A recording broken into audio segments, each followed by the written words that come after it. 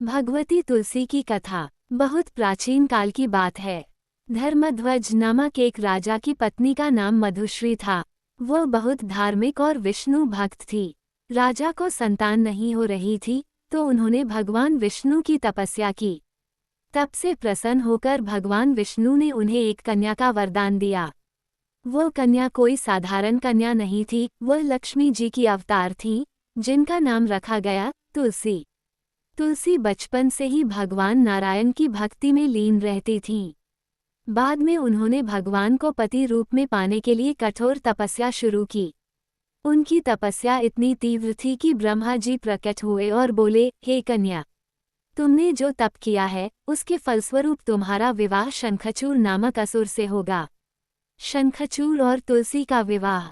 शंखचूड़ एक शक्तिशाली और धर्मनिष्ठ असुर था। वो विष्णु भक्त था और भगवान शिव से उसे एक वरदान मिला था कि जब तक उसकी पत्नी पतिव्रता रहेगी, उसे कोई मार नहीं सकता। शंखचूड़ और तुलसी का विवाह हुआ। तुलसी अत्यंत पतिव्रता और धार्मिक स्त्री थी। शंखचूड़ ने देवताओं को पराजित कर दिया और स्वर्ग पर अधिकार कर लिया। विष्णु की लीला और शंखचूड़ वध। देवताओं ने भगवान विष्णु से सहायता मांगी। शंखचूड़ को मारना असंभव था, क्योंकि उसकी रक्षा तुलसी के पतिव्रत धर्म से हो रही थी। भगवान विष्णु ने ब्राह्मण रूप में तुलसी के पास जाकर उसका पतिव्रत धर्म भंग किया। तुलसी को जब ये सत्य पता चला कि जिनके साथ वह थी वे उसके पति नहीं हैं, तो उनका पतिव्रत नष्ट हो गया। इसी क्षण भगवान शिव ने शंखचूड़ का वध कर दिया। तुलसी का श्राप और आशीर्वाद।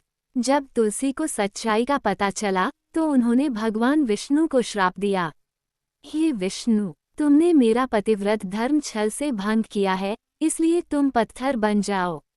ये श्राप शालग्राम रूप में सच हुआ।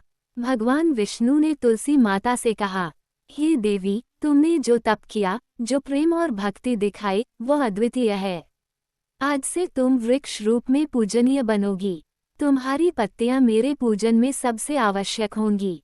तुलसी विवाह। भगवान विष्णु ने तुलसी से विवाह किया। ये तुलसी विवाह कहलाता है, जो देव उठनी एकादशी को बड़े धूमधाम से मनाया जाता है। इस कहानी का तात्पर्य। तुलसी माता भक्ति, पतिव्रता और विश्वास की प्रतीक हैं। उन्हें देवी के रूप में पूजा जाता है। तुलसी दल के बिना भगवान विष्णु की पूजा अधूरी मानी जाती है। चैनल को लाइक और सब्सक्राइब करना न भूलें, जिससे आगे भी आपको इसी प्रकार नई नई धार्मिक और पौराणिक कहानियाँ मिलती रहें। धन्यवाद।